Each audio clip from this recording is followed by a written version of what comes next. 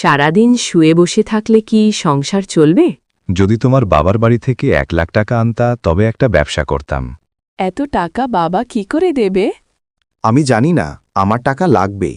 পরের দিন সকালে রিমা বাবার বাড়ি যাওনের রওনা দিল। আম্মা, আমার 1 লাখ টাকা লাগবে। তুমগো জামাই ব্যবসা করবে। এত টাকা কিভাবে দিব বল? তাছাড়া কিছু জমি আছিল, জমি বিক্রি করে তোরে বিয়ে দিলাম। তোমরা তো চাও আমি সুখে থাকি। দেখি তোর বাবাকে বলে কি করা যায়। রিমা 1 লাখ টাকা চায়, জামাই নাকি ব্যবসা করবে। এত টাকা কুই পাই, দেখি কিছু ব্যবস্থা করতে পারি কিনা। টাকার ব্যবস্থা কি হয়েছে? না, টাকার ব্যবস্থা হয় নাই। এখন কি করবে? ভেবেছি গরুটা বেচে দেব। গরুটা বেচে দিলে সংসার কিভাবে চলবে? গরুর দুধ বিক্রি করে সংসার চলে। আল্লাহ একটা ব্যবস্থা করবে। পরের দিন সকালে হাটে গরু নিয়ে যায়। রিমা, এখানে 1 লাখ টাকা আছে, জামাইরে নিয়ে দিস। টাকা এনেছো?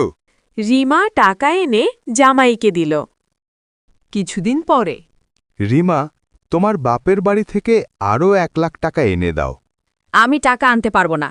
সারাদিন শুয়ে থাকো, কাজকাম তো করো না। এর আগে তোমার 1 লাখ টাকা এনে দিছি, আবার চাও টাকা?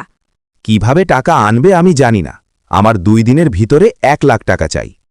এই কথা বলে ঘর থেকে চলে যায়। সকালে উঠে রিমা তার বাবার বাড়ি যায়। আরে রিমা, কখন আসলি? তোকে এমন দেখাচ্ছে কেন বল? মা, আরও 1 লাখ টাকা লাগবে। যে করে হোক দিতে হবে। দেখো বাবা, আমার কাছে এত টাকা নাই। আমাগর বাড়ি ছাড়া আর কিচ্ছু নাই। এই বাড়ি বিক্রি করলে আমরা কই থাকব? কই থাকবা জানি না, যদি না দাও তাহলে আমার বাড়ির ভাগ দাও।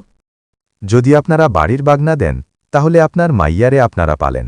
বাবা, রাগ করো না, তুমগুলো তো টাকা দিতেই হবে। পরের দিন বাড়ি বিক্রি করে 1 লাখ টাকা দিল। তারপর টাকা নিয়ে রিমার জামাই বাড়িতে ফিরল। এসে দেখল তার মেয়ে রূপা অনেক অসুস্থ। পরের দিন রূপা মারা যায়।